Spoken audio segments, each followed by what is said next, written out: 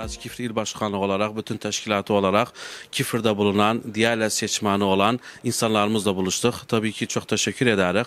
Biz Irak Türkmen Cəbhəsi olarak Süleymaniye bölgesi yanında bütün bölgelerde Türkmen elli bölgelerinde Irak Türkmen Cəbhəsi adaylarına destek amaçlı bugün de Kifr'deki seçmen kartı diğerle olan insanlarımızla buluştuk.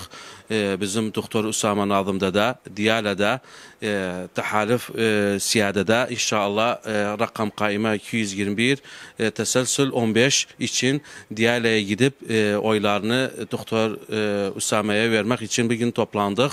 Tabii ki çok iyi bir şekilde gitti. Hazırlıklarımız tüm hızıyla devam eder. İnşallah destekimiz de bütün adaylarımıza Türkmen elinde inşallah başımız üstüne olur. Bismillahirrahmanirrahim.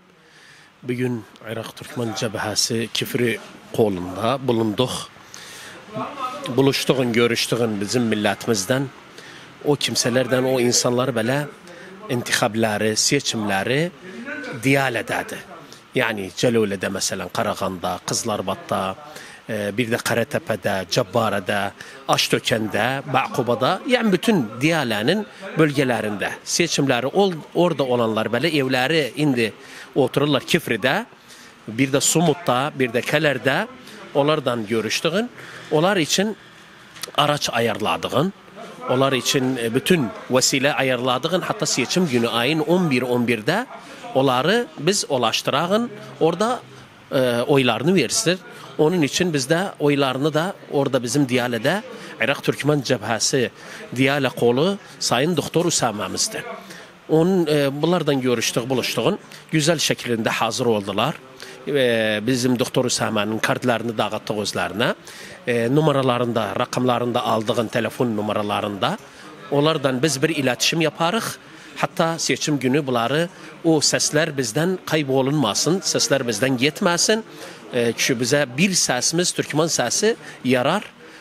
İnşallah Doktor Usama da başarılı olur. Biz son sözümde biz çok memnunuz, çok teşekkür ederiz. Sayın Sezgin Bey'den, Irak Türkmen Cəbhəsi Kifr kolundan gerçekten bir iyi iletişimi oldu, bir iyi taavunu oldu bizimle. Çok işler de vardı. Bu işlerini bugün fırsat oldu bizimle, bize bir yol verdi, bir fırsat buldu. Hatta biz milletimizden, buradakilerden buluştuk. Onun yanında, Sezgin Efendi yanında bütün kadrolardan çok teşekkür ederiz özlerinden. Bu güzel yardıma bize bir fırsat verdi buluşağın milletimizden. Çok sağ olun. Var.